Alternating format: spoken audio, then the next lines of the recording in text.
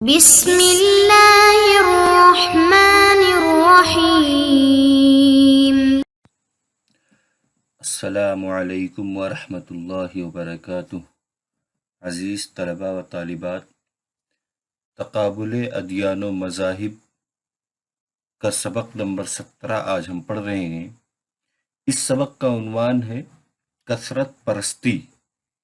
آج کے اس سبق میں ہم یہ پڑھیں گے کہ کثرت پرستی کا کیا مطلب ہے اور اس کے کیا معنی ہوتے ہیں، اس کا کیا مفہوم ہے، اور یہ ہندوازم میں کس صورت میں پایا جاتا ہے۔ یہ 3-4 باتیں آج کے اس سبق میں ہم پڑھیں گے۔ کثرت پرستی کے مفہوم کو، اس کے مطلب کو، اس کے معنی کو، پھر اس کے بعد کہ ہندوازم میں اس کا کیا تصور ہے، کس طریقے سے یہ ہندوازم میں آیا، اس کی کیا تاریخ ہے، یہ تمام چیزیں اس سبق میں پڑھیں گے۔ اس سے پہلے ہم پڑھتے ہیں کثرت پرستی کے معنی اور مفہوم کو۔ کثرت پرستی کا مطلب، کثرت پرستی کا معنی ہے ایک معبود کے بجائے بہت سو کو معبود مان کر ان کی عبادت کی جائے۔ کثرت پرستی سے مراد خدا کی ذات یا صفات میں کسی اور کو شریک کرنا۔ کثرت پرستی میں کئی دیوی دیوتاؤں پر ایک ساتھ عقیدہ رکھا جاتا ہے اور ہر دیوی دیوتا اپنے خاص فرائض کے لحاظ سے پہچانا جاتا ہے۔ کثرت پرستی تقریباً تمام قدیم مذاہب میں رائج تھی۔ انسانی سماج کے نہایت ابتدائی دور میں جب انسان طوفانی دریاؤں، بارش اور خوفناک درندوں سے گھرا ہوا تھا، فطرت کی مہیب شکل ہر طرف سے اسے گھیرے ہوئی تھی، نہ وہ انہیں سمجھ پاتا اور نہ ان کا مقابلہ کر سکتا، تو وہ سبھی طاقتوں کی پرستش کرتا اور ان کے ذریعے وہ انہیں خوش رکھنے کی کوشش کرتا۔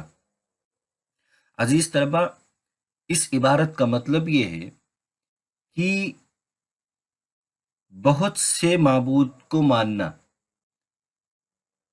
یعنی بہت سے لوگ یہ کرتے ہیں کہ بیک وقت کئی معبودوں کو مانتے ہیں۔ یہ کثرت پرستی کا لفظ عین توحید کی ضد ہے، یہ شرک کے معنی۔ کثرت پرستی میں کئی دیوی دیوتاؤں پر ایک ساتھ عقیدہ رکھا جاتا ہے، یعنی ایسا نہیں ہوتا ہے کہ ہندو دھرم میں اگرچہ کئی دیوتا ہیں تو کچھ لوگ ایک ہی دیوتا کو مانیں اور باقی کو نہ مانیں، ایسا نہیں ہوتا، بلکہ ایک ساتھ کئی عقیدہ۔ اگر کوئی رام کو مانتا ہے تو ساتھ میں کرشن کو بھی مانتا ہے، کوئی گنیش کو مانتا ہے تو ساتھ میں سیتا کو بھی مانتا ہے، یعنی جتنا ان کو مانتا اتنا ہی دوسروں کو بھی مانتا ہے۔ یہ کثرت پرستی میں ہوتا ہے کہ بیک وقت کئی کی پرستش کرتا ہے، کئی دیوی دیوتاؤں کی۔ ایک کثرت پرستی کی تاریخ ہے۔ کثرت پرستی تقریباً تمام جو قدیم مذاہب رہے ہیں، جو مشرک مذاہب رہے ہیں، ان تمام میں کثرت پرستی رائج رہا ہے۔ جیسا کہ ہم اسلام سے قبل کی تاریخ پڑھتے ہیں، جو آپ وسلم کی آمد سے پہلے جو مکے اور عرب کی تاریخ ہے، اس میں بھی کثرت پرستی رائج تھی، اور ہندوستان میں بھی ہندوازم میں کثرت پرستی رائج بہت ہی زیادہ تھی اور اب بھی ہے۔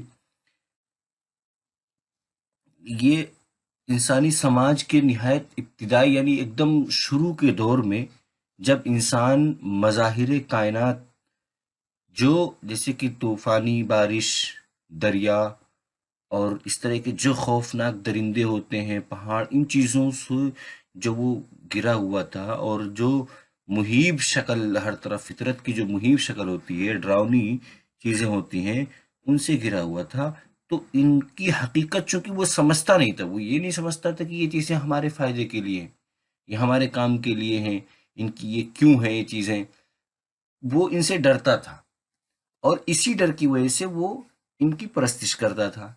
یعنی کہ کثرت پرستی کی تاریخ اس طرح سے شروع ہوتی ہے کہ مظاہر کائنات یا فطرت کی پرستش سے کثرت پرستی کی تاریخ شروع ہے۔ ابتدائی دور میں جب انسان ما فوق الفطری طاقتوں سے واقف ہوا تو کثرت پرستی کی ابتدا ہوئی، یعنی جب یہ پہچاننے لگا پہاڑوں وہاڑوں کو، تو ان چیزوں سے پھر وہ کثرت پرستی کی ابتدا ہوتی ہے۔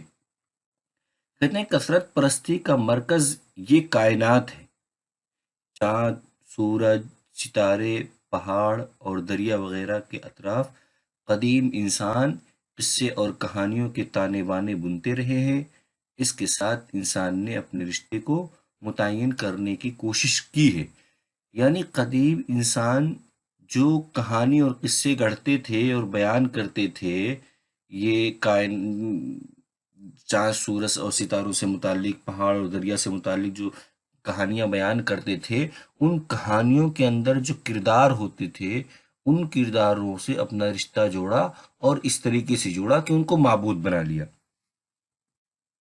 ہندوازم اور کثرت پرستی، یعنی ہندوازم میں کثرت پرستی کی کیا حیثیت رہی ہے، کیا ہے اور کیسے شروع ہوئی، اس یہ پڑھتے ہیں اس میں۔ کہتے ہیں کہ ہندو مت کے ابتدائی دور سے ہی انسان سے زیادہ طاقتور اور عقل سے بالا تر ہر فطری غیر فطری شے کو خدا مانا جاتا تھا۔ چنانچہ آگ، ستارے، سورج، گائے، سانپ، لنگم اور یونی، یہ آج بھی مختلف مندروں میں پوجے جاتے ہیں۔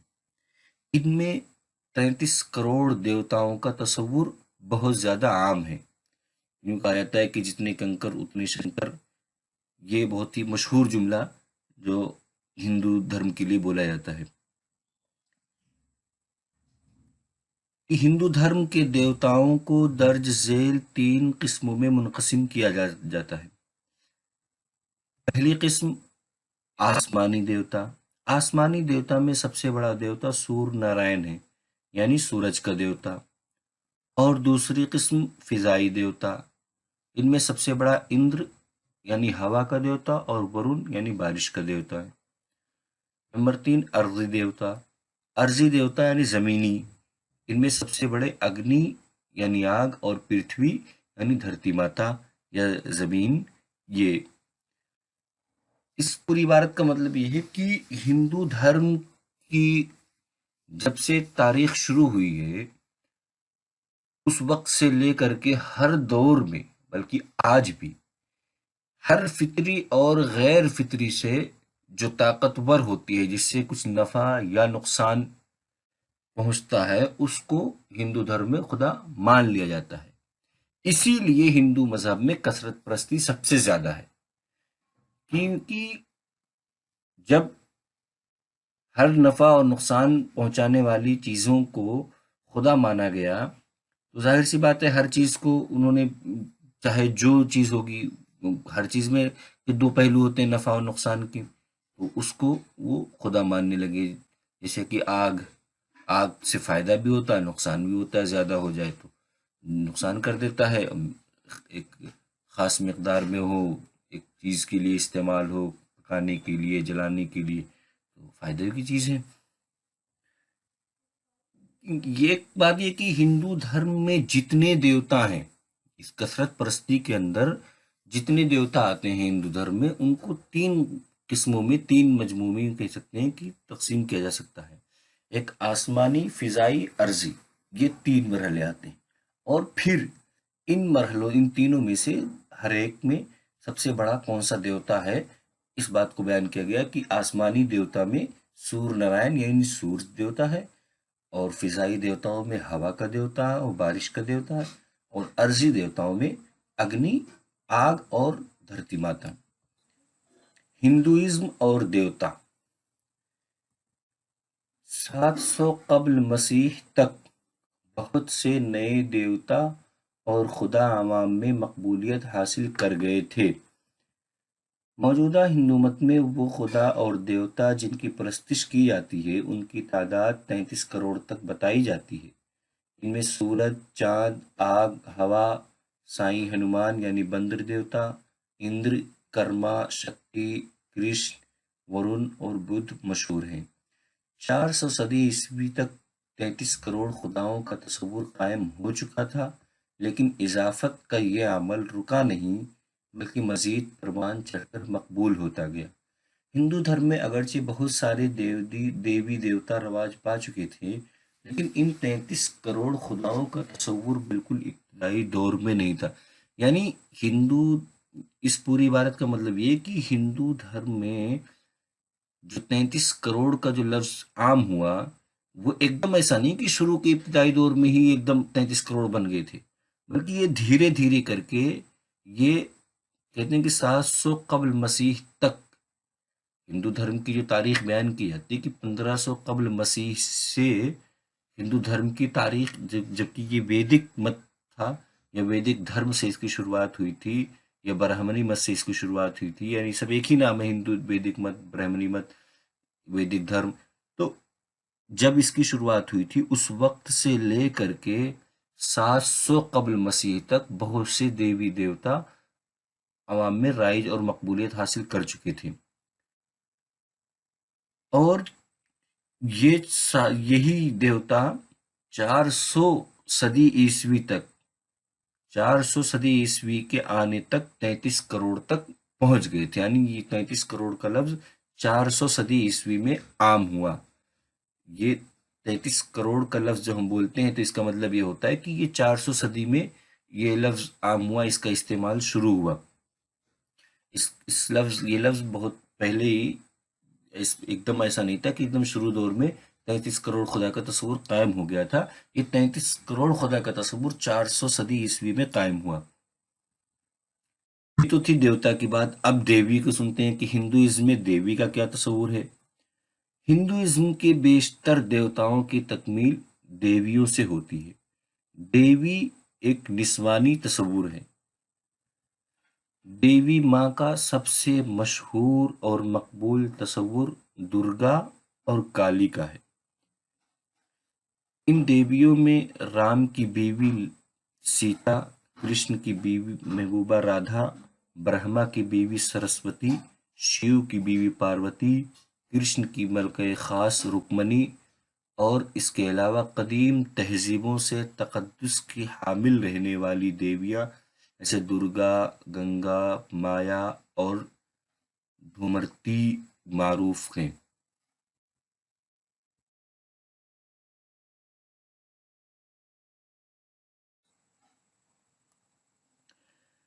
اس سابقہ عبارت کا مطلب یہ تھا کہ